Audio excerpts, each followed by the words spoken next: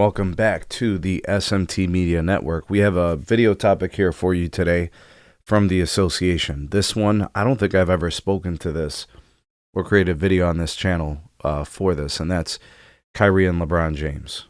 This is a tandem that were teammates for the Cavs, I'd say, for like 3 seasons, from 2014 to 2017. They went to the NBA Finals all 3 seasons together. Obviously, the 2016 NBA championship together, overcoming the 3-1 deficit against the Warriors, is something of legend, right? And we all remember the LeBron block from that Game 7 in 2016. And we all remembered that magnificent three-point shot from Kyrie in that last minute when nobody could seemingly score a field goal for basically the last 5 minutes of that game.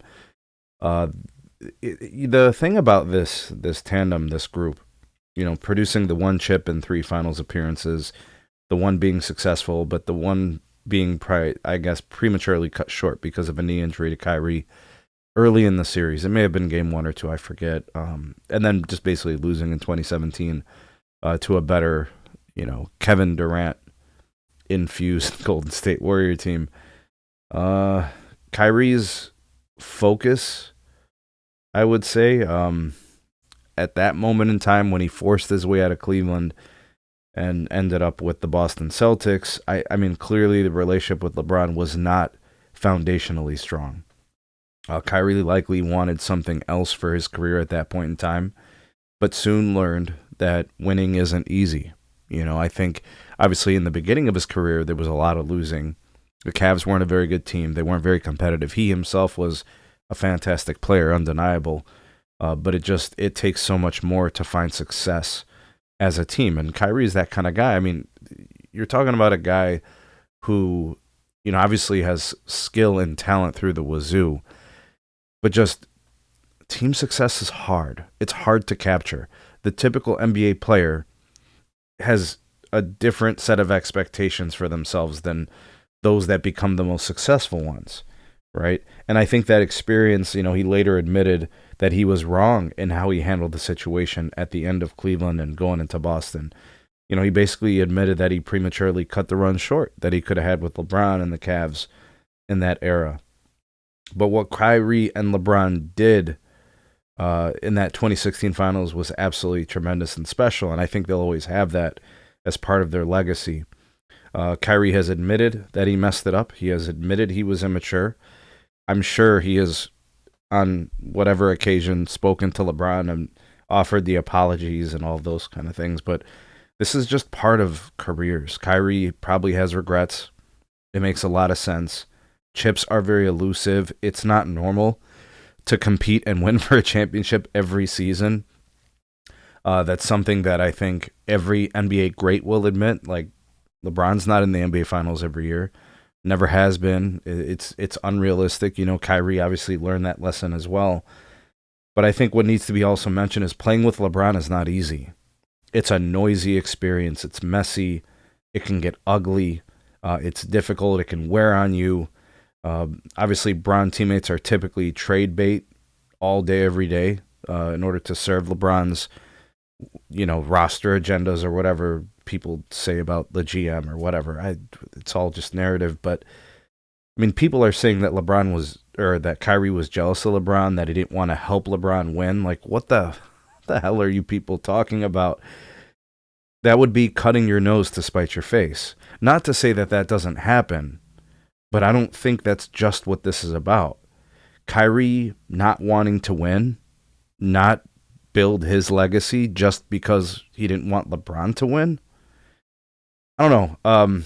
I do remember like a question or a statement from a reporter once where they were indicating that maybe LeBron was like a father figure to Kyrie Irving. Kyrie Irving has a father. That was probably quite, and it probably frustrated him, got him very angry, because that's just stupid to say. But those are the kind of things that comes with that media circus. You know what I mean? And I didn't want to make this video too long. I didn't want to make it, drawn out. But this is a situation where Kyrie has regrets about the way things played out. And that he would love nothing more than to win without LeBron. Every great player wants to win wherever they go and when they, forge a new way and start a new chapter in their career. And up to this point, Kyrie has not been able to do that. Although he did get a finals visit with Luka and the Mavericks, it's just so hard. Championships are very elusive, and I don't know what to tell people, to assume that LeBron, made Kyrie jealous or something. I just don't know about that. Maybe, but that would be conjecture and speculation. I've never heard Kyrie come out and say he was jealous. I've never heard anyone on the Cavs team, that former team, or any of his future teammates, like in Boston or in Brooklyn. I've never heard them mention Kyrie admitting or saying anything about being jealous of anyone. I have never heard that before. I've never even heard someone reference Kyrie as being a jealous type. Haven't heard it at all. But I have heard murmurs of LeBron's accusations of people saying that he is the jealous type. And this video is not really about LeBron. It's more so about Kyrie and the trajectory of his career.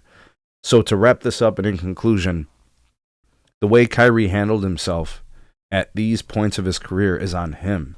He was the architect of his quote-unquote failures. Brooklyn, with Kevin Durant, Boston, and those kind of things. Those were his decisions. He has to live with those things, right? And that's just part of this. We see this all the time. Happens all the time in the NBA when a player thinks of themselves highly and they want to achieve something and they set out for it. I don't fault him for that. I do wish that him and LeBron would have stayed together longer. Kyrie is probably the best offensive threat, the best offensive teammate that LeBron has ever had, the most capable, right? Being able to score on all levels, the scoring aptitude, all those kind of things.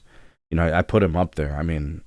We can have conversations about Dwayne Wade in his peak and Anthony Davis in his peak. That's fine. But I saw what Kyrie did, and I know what Kyrie could do. But it's disappointing. It's unfortunate. I think these guys had a couple more runs in them, maybe until 2019 or 2020. I think, that could have been a thing. Just looking at the age of the players, right? But just didn't work out the way, and that's unfortunate. These guys maybe could have squeezed out another chip or something like that. Anyways, let me know what you guys think about this. Drop me some comments. Like, share, subscribe. Check out some more videos. We'll see you guys soon on the next one.